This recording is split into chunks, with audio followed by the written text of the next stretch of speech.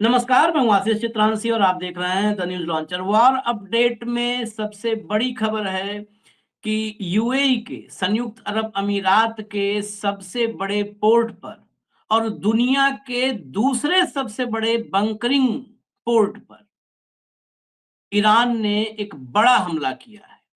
वहां पर oil bunker धू धू कर जल उठे हैं और बड़ी तबाही हुई है यूएई के सबसे बड़े बंदरगाह पर, पोर्ट पर, जो होर्मुज स्ट्रेट जिसकी हम बार बार चर्चा करते रहे हैं, होर्मुज स्ट्रेट से सिर्फ 180 किलोमीटर की दूरी पर है। और इसकी इसकी कितनी इंपॉर्टेंस है ये अभी हम आपको चर्चा में बताएंगे।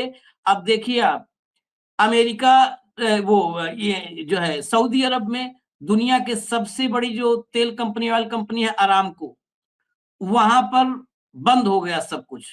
प्रोडक्शन बंद, सप्लाई बंद। जहां से 6 मिलियन बैरल तेल रोज मार्केट में आ रहा था, वो अरामको बंद हो गया। यूएई की रिफाइनरी वो बंद हो गई, जो सबसे बड़ी रिफाइनरी थी वो कल बंद हो गई, उस पर ड्रोन गिराया था। अब पोर्ट पर, यूएई के पोर्ट पर गिराया है ड्रोन, से अटैक किया है और यहां भी बड़ी तबाही हुई है। इजराइल के दो शहरों में जबरदस्त मिसाइल अटैक किया है ईरान ने और पूरा इलाका वीरान सा, भी आपको हम विजुअल दिखाते हैं, पूरा खंडहर में तब्दील दिख रहा है। इजराइल के शहर तेल अवीव और ऐसे शहरों की स्थिति अभी हम आपको दिखाते हैं। लेकिन इस सब के बीच जब मिडिल ईस्ट में युद्ध अब बढ़ता जा रहा है, थमने के बजाय अब वो युद्ध रुकता हुआ नजर नहीं आ रहा है, क्योंकि मतलब हर घंटे दर घंटे जो ईरान ईरान के आक्रमण है, ईरान के हमले हैं, वो ज्यादा तीव्र होते जा रहे हैं और ज्यादा घातक होते जा रहे हैं। भारत में भारत का स्टैंड क्या है, सरकार की पॉलिसी क्या है, मोदी जी की फॉरेन पॉलिसी कितनी फेल हो चुकी है, इस पर सवाल खड़े होने लगे हैं। अब तक तो सवाल बहुत चंद थे, लेकिन अब पॉलिटिकल महकमे में, राजनीतिक जो है लोग भी बड़े सवाल खड़े करने लगे हैं। और ये सवाल जब भी खड़े होते हैं भारत में पिछले 12 साल में, तो सियासी बवाल में तब्दील हो जाते हैं वो सवाल, क्योंकि जवाब देने वाला कोई नहीं है। भाऊ को लाइए जरा, हम इन बड़ी खबरों को आप तक लेकर आए। स्वागत है भाऊ। भैया दिखाइए जरा, सबसे पहले शुरू कीजिए, हेडलाइन दिखा दीजिए आप, ब्लूमबर्ग की हेडलाइन। इसलिए हम कहे कि ऑथेंटिक जब हो जाती है तभी लाते हैं। हो सकता है उसमें हमारे पास खबर दिखाने में थोड़ा देर हो जाए, लेकिन जब ऑथेंटिक हो जाता है तब। ये ब्लूमबर्ग और राइटर्स सब जगह खबर आ गई है। हालांकि अभी ये पिछले 2 घंटे के भीतर का डेवलपमेंट है। ब्लूमबर्ग पे देखिए आप, हेडलाइन है, UAE reports major fire at Fujairah oil hub from drone debris. ये Fujairah oil hub, Fujairah port, इसको जो जो कहिए अभी इसके हम सारा आगे बताते हैं, लेकिन विजुअल्स लाइए जरा। अब विजुअल्स लाइए, विजुअल दिखाइए यहाँ के जो स्थिति है इस बंदरगाह की, वो दिखाइए। ये देखिए, ऑडियो खोल दीजिए हल्का सा। अच्छा, बंद कर दीजिए, बंद कर दीजिए। पीछे अजान की शायद है आवाज। जो भी, ये फुजैरा बंदरगाह है। ये संयुक्त अरब अमीरात में जो डीप पोर्ट होते हैं, ये डीप पोर्ट है। और पूर्वी तट पर इसके सबसे बड़ा बंदरगाह है संयुक्त अरब अमीरात का। ये दुनिया का दूसरा सबसे बड़ा बंकरिंग केंद्र है। दुनिया का दूसरा सबसे बड़ा बंकरिंग केंद्र पूरी दुनिया का। बंकरिंग केंद्र बेसिकली कोयला जब रखा जाता था पोर्ट्स पे, उस जमाने से ये शब्द आया, बंकरिंग केंद्र। बंकरिंग को, बंकर में कोयले कोयले को सुरक्षित रखा जाता था। अब तेल को जिन पोर्ट्स पर, वहां पर जहाज आते हैं और उन्हीं बंकरों से जहाजों की रिफ्यूलिंग कर दी जाती है। ये बंकरिंग पोर्ट है, 1978 में शुरू हुआ था। और इसकी क्षमता, आप ये समझिए कि इसके दो जो वो हैं, अलग अलग मशीनरी हैं। एक में 2000 टन पर आवर है और दूसरे का 4000 टन पर आवर, यानी 6000 टन पर आवर यहाँ पर रिफ्यूलिंग होती है। ये दुनिया का दूसरा सबसे बड़ा बंकरिंग का जो है अड्डा है, पोर्ट है। और यूएई के इकोनॉमी में भी इसका बहुत बड़ा रोल है। आप जब जाएंगे, अभी मैं खबर इसके बारे में जब सर्च कर रहा था, तो यहाँ के मतलब यूएई के इकोनॉमी में इसका, फुजेरा पोर्ट का बहुत बड़ा योगदान है। स्थिति आप देख लीजिए फुजैरा पोर्ट की। ये विजुअल्स हैं वहाँ के। ये तो दूर से काफ़ी विजुअल हैं। इसमें एक हिस्सा था जिसमें थोड़ा और करीब से था, जिसमें हल्का-सा झलक, हाँ, ये देखिए ये भी बहुत दूर से है, लेकिन फिर भी इसमें आग की लपटें और ये धुएँ का गुबार पूरा नज़र आ रहा है फुजैरा का। अब चलिए आगे ज़रा चलिए, आगे अगले पे आइए। अगले पे ये यूएई की स्थिति है, ראיתי את זה आगे בלייב, चलिए। רצתי לפה. אין בית. בלי להקים נשאר. C'est pas toi. C'est pas toi.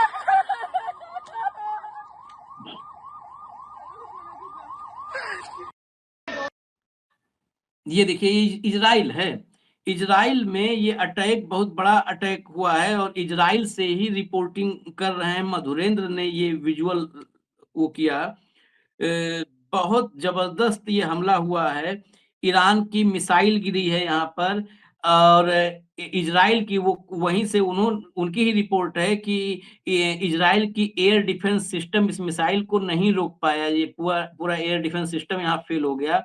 और रिहायशी इलाके में ये मिसाइल गिरी है। ये अब जो भी हो इसका एग्ज़ैक्ट हिंदी में प्रोनंसिएशन पेटा टिकवा ये शहर बताया जा रहा है, पेटा टिकवा।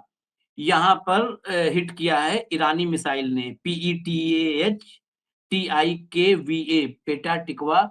ये इज़राइल का शहर है और देखिए आप तस्वीरें देखिए पूरा खंडहर हो चुका है क्योंकि अब वो मिसाइल ड्रोन के बीच-बीच में मिसाइलें आ रही हैं, लेकिन वो जो है खुर्रम शहर या खैबर सेकंड जिसको कहते हैं, उसी में एक 3rd जनरेशन है, एक 4th जनरेशन है, वो मिसाइलें बीच-बीच में अब दाग रहा है और खुद वीडियो जारी कर रहा है ईरान। अभी आपको वीडियोज़ भी दिखा रहे हैं। अगला अगला आइए। इसके बाद तेल अवीव में भी अटैक हुआ है। तेल अवीव ये देखिए, ये होलोन बीच तेल अवीव, ये वहाँ का विजुअल है। यहाँ पर भी आ रही है वॉर मॉनिटर से खबर कि ये massive explosion rock the beach at Holon Tel Aviv.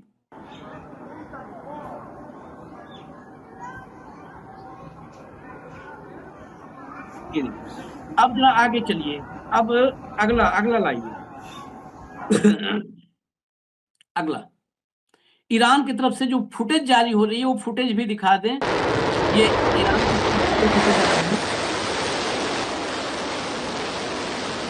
ये जो फुटेज अभी आपने देखा ये आप दोबारा भी दिखा दीजिएगा। ये इरना न्यूज़ एजेंसी ने जारी की है। इरना जो ईरान की सरकारी न्यूज़ एजेंसी है, उसके द्वारा जारी किए गए फुटेज हैं। ये साफ दिख रहा है footage shows Iran Khyber second missile being fired at Israel and US bases during on Monday morning and night.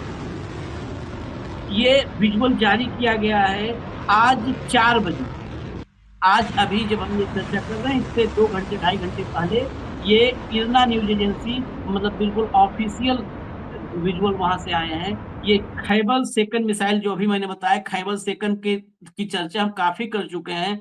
ये Khyber second 20,000 kilometre per hour, ये एटमॉस्फेयर के बाहर इसकी स्पीड 20,000 किलोमीटर पर आवर है। जब एटमॉस्फेयर में ये मिसाइल जितना देर एटमॉस्फेयर के भीतर चलती है, उस समय इसकी स्पीड होती है 10,000 किलोमीटर पर आवर। जैसे ही एटमॉस्फेयर के बाहर जाती है 20,000 किलोमीटर पर आवर हो जाती है क्योंकि रेजिस्टेंस कम हो जाता है मिसाइल का जो रेजिस्टेंस करता है हमारा वातावरण, वो कम हो जाता है तो 20,000 किलोमीटर पर आवर की स्पीड हो जाती है। 1,500 किलोग्राम का ये पेलोड लेके जाता है वॉरहेड। ये बहुत ही खतरनाक मिसाइल और सबसे बड़ी बात है कि इसका जो पाथ है वो जिग-जैग होता है। इसीलिए इसको इंटरसेप्ट करने में इज़राइल और अमेरिका के जितने एयर डिफेंस सिस्टम हैं, सब के सब इसमें फेल हो रहे हैं जिग-जैग मूवमेंट की वजह से। और थार्ड से लेकर के पैट्रियट तक अमेरिकी डिफेंस सिस्टम पर हमने पहले भी एक सवाल किया था। थार्ड से लेकर पैट्रियट तक अमेरिकी डिफेंस सिस्टम और आयरन डोम इज़राइल, थार्ड पैट्रियट आयरन डोम ये दुनिया भर में इसका घूम-घूम के करते थे हमारे पास लगता है कि इस युद्ध ने तो आशीष जी इस युद्ध ने तो अब जो गोल्डन डोम की परिकल्पना है डोनाल्ड ट्रंप की उसको भी पलिता लगा दिया। गोल्डन डोम क्या है? जो कह रहे थे कि I will keep the America secure. कौन से सिस्टम है आपके पास सिक्योर करने के लिए? आपके ही सिस्टम यूज हो रहे हैं इजराइल में, आपके ही सिस्टम यूज हो रहे हैं आपके एयरबेस पे। जिन लोगों को आपने एयरबेस जहां लिया ये बोल के कि आपकी पूरी सुरक्षा करेंगे, आज उनकी सुरक्षा करने की स्थिति में अमेरिका नहीं है। अमेरिका ने मेमने की तरह छोड़ दिया शेर के सामने। और वो जो पहला, जब हमने आप पहला एक खबर आपने बताई थी जो कल ही हमने की थी कि कैसे अमेरिका की सबसे बड़ी ऑयल कंपनी को ठोका है वहां पे सऊदी में, वो एक। अब आज का जो डेवलपमेंट है, आज जो स्टार्टिंग आपने ओपनिंग जो किया आज इस स्टोरी का, उस ओपनिंग में जो यूएई में मारा है, हिट किया है पोर्ट को। देखिए आशीष जी, यूएई जो है वो 6th लार्जेस्ट प्रोड्यूसर है तेल का, क्रूड का, 6th लार्जेस्ट। और उसके पास वर्ल्ड के नहीं 7वें नंबर पे है प्रोडक्शन में, और उसके पास जो रिजर्व्स है वो वर्ल्ड में 6 नंबर पे आता है रिजर्व में। उसका एक ही ईस्टर्न साइड पे, पूर्वी की तरफ एक ही उसका मेजर पोर्ट है जो मल्टीपर्पज पोर्ट है, वो है ये फुजैरा। फुजैरा ये पोर्ट है। अब इस पोर्ट से ही क्रूड निकलता है होर्मुज के द्वारा। तो उस पोर्ट पे सबसे बड़ा, मतलब जितना तेल क्रूड निकाला जाता है सारा की सारा इस पोर्ट पे पार्क किया जाता है, स्टोर किया जाता है। क्योंकि सारा क्रूड निकलने के बाद इस पोर्ट में स्टोर होता है पाइपलाइन से सीधा, और वहां से शिप में बड़े टैंकर्स में लोड हो के निकलता है। यदि वहां पे पोर्ट पे नहीं हमला मारा है, पोर्ट पे जो ऑयल रिजर्व्स थे, जो ऑयल के गोडाउन थे या ऑयल के बड़े बड़े रिजर्वायर थे, हमला उस पे हुआ है। मतलब ईरान गिन गिन के चुन चुन के मार रहा है, वो यूएई की कमर तोड़ रहा है, वो सऊदी की कमर तोड़ रहा है, वो इजराइल को बराबर का जवाब दे रहा है, जान हानि में और माल हानि में। और जितने भी एयरबेस जिन जिन देशों ने दिए हैं उनकी इकोनॉमिकल कमर तोड़ रहा है, उनकी जो आर्थिक स्थिति है वहां हिट कर रहा है।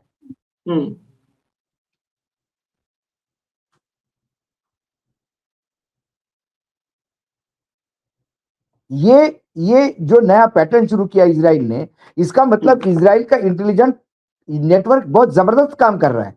उन्हें पता है किसका कौन सी कंपनी कहाँ है, किस कंपनी का इंटरेस्ट है, अमेरिकन कंपनीज कहाँ है, उन्हें ये पता है अमेरिकन एम्बेसीज कहाँ है, अमेरिकन आउटलेट कहाँ है, किस किस देश में। यूएई पे शहर पे उन्होंने हमला नहीं किया, उन्होंने उस पोर्ट पे ही हमला किया जो जान है यूएई की। अमेरिका तेल ही तो सबसे ले रहा है, तेल ही वहीं पे किया। हार्मुज तो आपने बंद करके, वैसे उनके स्टोरेज में तेल पूरा भरा पड़ा हुआ है। अब उनका जो रोज 3.2 to 3.5 मिलियन बैरल रोज का प्रोडक्शन है, वो करीब करीब रुक गया, क्योंकि उधर से तेल बिकेगा नहीं तो प्रोड्यूस करके क्या करेंगे निकाल के। और जो स्टोर किया था उस पर उन्होंने हमला कर दिया। आपको दिखा देता हूं जो और अमेरिका देखता रह गया, अमेरिका देखता रह गया, यूएई देखता रह गया। इन तमाम 14 देशों के सरकारें हैं, वो कोस रही होगी अपने आप को कि किसके भरोसे रहे हम। ये तो सभी थर्ड और पैट्रियाट के भरोसे थे, इन सब में थर्ड और पैट्रियाट डिफेंस है, एयर डिफेंस है। आपको फुजेरा की तस्वीर दिखा देता हूं जो एक्चुअल फुजेरा है। ये देखिए, ये जो स्टोरेज अभी भाव कर रहे थे ये है। ये देखिए कितना दूर तक आपकी निगाह जहां तक जाएगी, तो एक फोटोग्राफ है, ये सारा ऑयल जो है बंकरिंग है। अरे भाई Ashish ji, 3.2 to 3.5 million barrel रोज का प्रोडक्शन है, और ऐसा ही सेल है।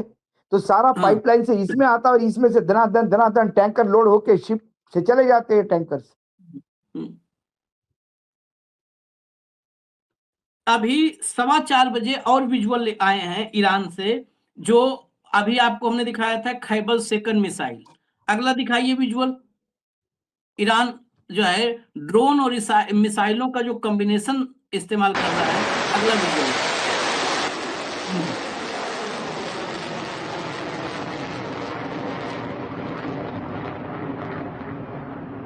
ये कद्र और इमाद बैलिस्टिक मिसाइल्स हैं। ये इजराइल सेंट्रल ईरान से इजराइल की ओर फायर की गई हैं, दागी गई हैं कद्र और इमाद बैलिस्टिक मिसाइल्स, जो आप विजुअल देख रहे हैं।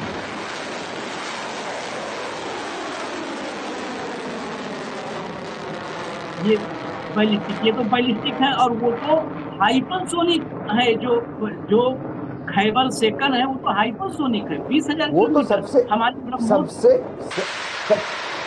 सबसे डेडली है वो। आप कल्पना कीजिए खाली स्पीड की, हमारे 3600 किलोमीटर पर आवर की स्पीड है ब्रह्मोस की, और ब्रह्मोस अकेले ही काफी है किसी भी देश को हिलाने के लिए, और ये 3600 वो 20,000 किलोमीटर पर आवर की स्पीड है। खैर, मैं जरा भारत के संदर्भ में भी चर्चा लाना जरूरी हो जा रहा है।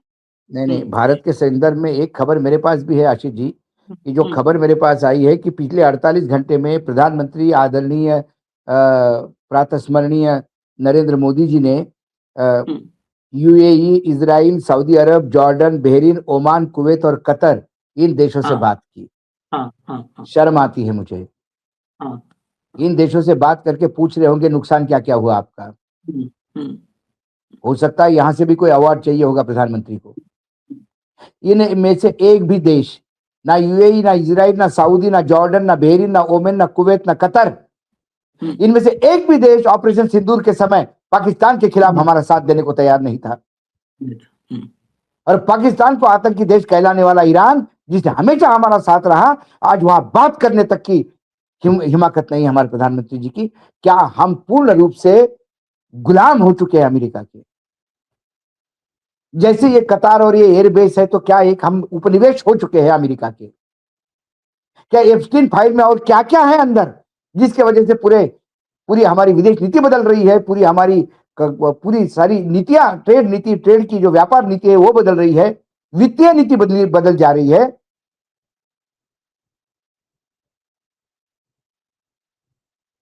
ये जितने भी मित्र देश है जिनके वो बड़े फोन कर रहे हैं पूछ के, सब ठीक है ना? ये सब डॉलर में पैसा ले रहे हैं, कोई भारत के करेंसी में पैसा नहीं ले रहा है। क्रूड दे रहा है तो डॉलर में ले रहा है। और जो भारतीय रुपये में लेने वाले थे, जो हमारा भारत के पैसे में लेता, भारत की करेंसी में लेता, तो कम से कम डॉलर का प्रेशर कम हो जाता, हमारी इज्जत बढ़ जाती, थोड़ा रुपया ऊपर उठ जाता। वहां बात करने को तैयार नहीं है। एक खबर और जो मैंने शायद बुलमर्क उससे ही है कि पेट्रोलियम मिनिस्ट्री विदेश मंत्रालय के सामने लगातार गुहार लगा रही है कि अमेरिका को बोलो कि हम रशिया से तेल लेने की परमिशन दें, क्योंकि तेल अब गले तक आ गया है मामला, तेल के मामले में। उसके लिए तो पहले इसकी परमिशन, आर्मी वही परमिशन लेने की बात कर रही है। Please ask the permission to give us concession in buying Russian oil. कहां लेके रखा है, लेके गया है हमारे देश को।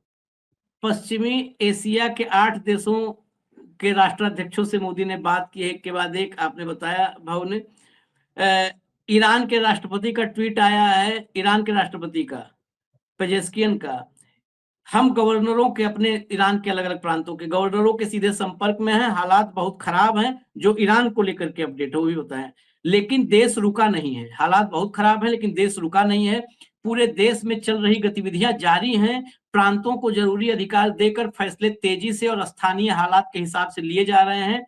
देश की एकता ही हमारी सबसे बड़ी ताकत है। इसको बार बार सुबह से हम भाव बैठे बार बार अंडरलाइन कर रहे हैं। सब कुछ लिखते हुए ईरान के राष्ट्रपति ने लिखा, कहा कि हालात बहुत खराब हैं, आखिर में ये लिखा कि देश की एकता ही हमारी सबसे बड़ी ताकत है। उसके अलावा जो बात हो रही है चीन के, अभी चीन के तरफ से 5:37 पर चीन के तरफ से फिर आया है statement, China strongly condemns the massive civilian casualties caused by US and Israeli strikes against Iran. सीधा सीधा चीन के विदेश मंत्रालय ने जो है सिविलियन के मारे जाने पर, कैजुअलिटीज पर यूएस और इजराइल को टारगेट पर लिया है। इसके अलावा एक और महत्वपूर्ण हिस्सा है कि जो बहुत सारे ऐसे हैं जो लिख रहे हैं, अब मैं बता देता हूं, मैं इस समय कुछ लोग ऐसे हैं जहां से हमको फॉरेन की इंफॉर्मेशन मिल भी रही है। एक अंधभक्त जो नैरेटिव चला रहे हैं वो पत्रकार के शक्ल में, जिसमें भी एक ने लिखा कि भारत अब अभी इस हालत में, जब ईरान से बातचीत नहीं हो रही है, तो क्या लिखा, भारत अब 2004 वाला भारत नहीं है। देश की विदेश नीति ट्वीट्स और नैरेटिव से नहीं, ताकत और राष्ट्रीय हित से तय होती है। चुप्पी नहीं, ये परिपक्वता है। ये चुप्पी नहीं, ये मैच्योरिटी है, परिपक्वता है। भारत किसी भी कट्टर शासक का समर्थन करने के लिए बाध्य नहीं है। अब उस पर जवाब बहुत बढ़िया दिया है, क्योंकि फॉरेन विदेश के खबरों पर नजर रखते हैं उमाशंकर ने कहा है जवाब में कि बिल्कुल सही बात है, बिल्कुल सही बात है। फिर भी जब पीएम मोदी के हैंडल से एक कट्टर शासक को खुश करने के लिए अलग अलग भाषा में और कई ट्वीट्स किए जाते हैं, तो पता नहीं वे कौन लोग हैं जो ताली बजाते हैं। मतलब 3 लाइन में जो है उन्होंने इशारा किया है किसी खास व्यक्ति के लिए, जिसके मोदी गले लगते रहते हैं, पढ़ते रहते हैं, कि मोदी के हैंडल से एक कट्टर शासक को खुश करने के लिए अलग अलग भाषा में कई ट्वीट्स किए जाते हैं, तो पता नहीं कौन लोग हैं जो ताली बजाते हैं। जो 2004 वाला ये नहीं है भारत, जिसमें कट्टर शासकों का समर्थन करने के लिए बाध्य नहीं है, और मोदी जी कर रहे हैं। तो ये होता है जब एक्सपर्ट्स जो खबरों पर नजर रखते हैं वो करते हैं। खैर, मैं 2 ट्वीट्स दिखा दीजिए जो भाऊ ने अभी कहा कि 8 तो अलग अलग नहीं, हम 2 ही दिखा देते हैं। जॉर्डन, बहरीन, सबको जो है ये देखिए, ये जो है उन्होंने बहरीन के साथ अपना समर्थन दिया है। अगला ट्वीट लाइए, ये जॉर्डन, अगला लाइए, बहरीन के बाद जॉर्डन वाला, ये देखिए जॉर्डन को उन्होंने समर्थन दिया है अब्दुल्ला 2 से बात करके। अब जरा 2 बाइटें हैं, सुनवा दीजिए, सुनवाइए। फोन करके बात क्या की है, वहां पे पीस इनिशिएटिव में आपका रोल क्या है, आपको कौन पूछ रहा है, आपने ईरान के किस नेता से बात की जो एक तरीके से एग्रेशन का शिकार है, अमेरिका और इजराइल के संयुक्त रूप से आक्रमण का शिकार है, उसका सर्वोच्च नेता मारा गया है, खामनेई साहब की शहादत हुई है। आपका रोल, आपने विदेश नीति को बर्बाद कर दिया है नरेंद्र मोदी जी। आज की डेट में विदेश नीति और हमारी आंतरिक सुरक्षा की नीति दोनों ही आपने तबाह और बर्बाद कर दी हैं।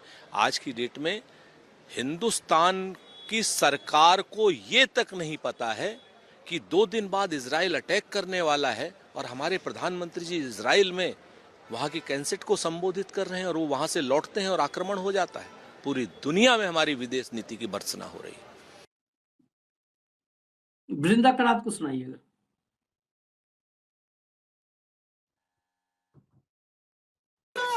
हम नरेंद्र मोदी की जो चुप्पी है ईरान के संबंध में, जो ट्रम्प की साम्राज्यवाद दादागिरी जो ईरान के ऊपर हमला किया है, उसमें नरेंद्र मोदी क्यों चुप है? इजराइल की नेतन्याहू के खूनी हाथ पकड़कर उन्होंने कहा ये भारत की जनता की आवाज है। कौन सी जनता की आवाज है? नरसंहार की मदद के लिए आप इजराइल में गए, गाजा को समाप्त कर रहे हैं इसलिए आप इजराइल गए, और उसकी 24 घंटे के अंदर अंदर ईरान के ऊपर हमला किया। आप भारत की अप्रूवल की छाप देने के लिए गए। तो जहां आज की प्रदर्शन के द्वारा हम यूएस ट्रम्प की साम्राज्यवादी दादागिरी के खिलाफ, ज़ायनिस्ट इजराइल की दादागिरी के खिलाफ आवाज उठा रहे हैं। हमारा मुख्य मांग है, नरेंद्र मोदी जी, आप भारत के प्रधानमंत्री हैं। भारत की विदेश नीति का एक परंपरा है नेशनल सॉवरेनिटी, देश की आजादी के पक्ष में, और आपने घुटने टेककर ट्रम्प के सामने आपने अपनी जबान पर ताला लगा रखा है। भाऊ देखिए, भारत में अभी तक तो ये कहा जा सकता था कि जो है ईरान एक शिया मुल्क था, तो भारत में जहां भी शिया हैं वो प्रोटेस्ट कर रहे थे। लेकिन नहीं, अभी तो वृंदाकरण लखनऊ शिया के है नहीं, शियाओं को भी तो सुनना political- होगा। लखनऊ के शियाओं को भी सुनना होगा, जो हमेशा बीजेपी का साथ देते हैं। हम्म। उनको भी सोचना होगा। अरे इसमें अब आपको मैं 1 मिनट रोकूंगा, फिर आपसे इसमें मैं 3-4 मिनट का जवाब लूंगा। राजेश्वर सिंह एक ईडी का अफसर था। हाँ, ईडी को सबसे पहले चर्चा में लाया था वही था राजेश्वर सिंह। ईडी राजेश्वर को सिंह। जब दनादन पॉलिटिकल जो है अपोनेंट्स पर छापेमारी शुरू हुई तो ईडी में था राजेश्वर सिंह। अब भारतीय जनता पार्टी से विधायक है राजेश्वर सिंह। राजेश्वर सिंह ने बड़ा जोरदार ज्ञान दिया जब सिया प्रोटेस्ट कर रहे थे, और लखनऊ में 1 लाख के करीब सिया प्रोटेस्ट कर रहे थे। वो अपनी सरकार को नहीं, वो अमेरिका और इजराइल को। तो उन्होंने ज्ञान दिया कि वो ईरान में जहां पर बाल विवाह होता है, जहां पर बच्चियों की सुरक्षा नहीं है, बच्चियों के जो है भविष्य के लिए उनकी पढ़ाई लिखाई, उनको मतलब खुला माहौल नहीं मिलता। मतलब भाव मैं बता रहा हूँ, शब्द नहीं बता रहा हूँ, भाव। और उनके समर्थन में लोग खड़े होते हैं, उनको सोचना चाहिए। मेरे पास वो वीडियो है जो है खामनेई का, जिसमें वो हाँ, बच्चियों को पढ़ाई के लिए बच्ची ने कहा कि मैं शहीद होना चाहती हूँ। उसने कहा ना, तुम्हें पढ़ना है, साइंटिस्ट बनना है, देश की सेवा करना है। और वो सुनिए, उसको वैज्ञानिक बनाने की बात करता है, और ये कुपड़ यहाँ आदमी बैठा हुआ हिंदू मुसलमान की राजनीति करता है। ये पहले ये एक सिविल अधिकारी था, सिविल सर्विसेज का। शर्म आती है उस सिविल सर्विसेज के, शर्म आती है अधिकारियों को। बाकी ये उनके बीच में था। और साथ किसके? खामनेई के साथ मत रहो। 11-11 साल की बच्चियों को शोषण करने वाले ट्रम्प के साथ शोषण रहो। करने वाले ट्रम्प के साथ रहो। एप्स्टीन फाइल में क्या है? कुछ वीडियोज आ रहे हैं इंस्टाग्राम पे, आंखें मतलब घिनौनी इतनी है कि आदमी खाना खा नहीं सकता। उसका साथ दो। बिल्किस बानो, एक पेट से जो महिला थी, उसकी छोटी बच्ची को 3 साल के पटक पटक में मार दिया, मां के सामने 7 लोगों की हत्या कर दी और सामूहिक व्यभिचार किया उसके साथ। वो आप ही के पार्टी के थे राजेश्वर सिंह वो लोग, क्योंकि सजा में से जब छूट गए गुजरात गवर्नमेंट की वजह से, तो आप ही के लोगों ने उनका स्वागत किया। जैसा बड़ा तीर मार के आए हो, ये आप बताते हो। आप ये कहते हो कि महिलाओं के प्रति क्या है। आपका एक सांसद यहां खिलाड़ियों का शारीरिक शोषण करता है, और ये एफआईआर करने के लिए यदि उनको सुप्रीम कोर्ट जाना पड़ता है, और वो भी अंतरराष्ट्रीय खिलाड़ी। शर्म आनी चाहिए। अंकिता भंडारी के साथ क्या हुआ? कौन था वो नेता, वीआईपी नेता? आप ही के पार्टी के नेता का बेटा अंदर है उस केस में। आप ईरान को आईना दिखा रहे हैं। कभी कभी मुझे भी लगता है कि ये अधिकारी जो है, ये शायद इतना इन्होंने आशीष भ्रष्टाचार किया होगा कि वो सुरक्षा के शील्ड के लिए बीजेपी में आके कई मंत्री नहीं बने हो। पता नहीं इन लोगों को ये वॉशिंग मशीन में ये कर लो अपन। कभी कभी ऐसा लगता है, एक पढ़ा लिखा आदमी कैसा इतना ये हो सकता है। और यदि इतना आपको इजराइल के महिलाओं के या ईरान के महिलाओं के प्रति इतना आपको प्रेम है और इतना स्नेह है, तो फिर अंकिता तो अपनी बेटी थी, उसके प्रति गले से आवाज नहीं निकली आपके?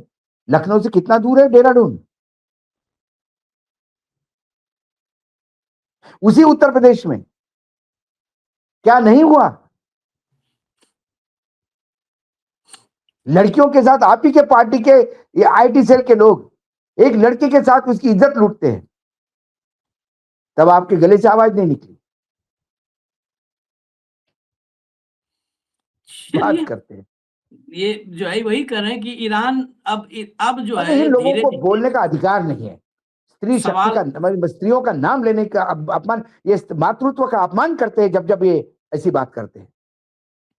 अब ईरान और इजराइल अमेरिका के बीच के इस गर्मी को अब भारत में भी महसूस किया जा सकता है। सोनिया गांधी का आर्टिकल, राहुल गांधी का ट्वीट और फिर बृंदा करार से लेकर सुरेंद्र राजपूत तक, और जिस तरह प्रोटेस्ट हो रहे हैं, अब ये तपिश महसूस हो रही है। हालांकि भारतीय जनता पार्टी के नेता और हमारे प्रधानमंत्री इस तपिश से दूर, वो मेवा सदन का उसका नाम रखा है शायद सेवा या मेवा करके कुछ रखा है, वहां पर अरे आराम कर पा वो जनता के लिए सेवा सदन है, उद्योगपतियों के लिए मेवा सदन है।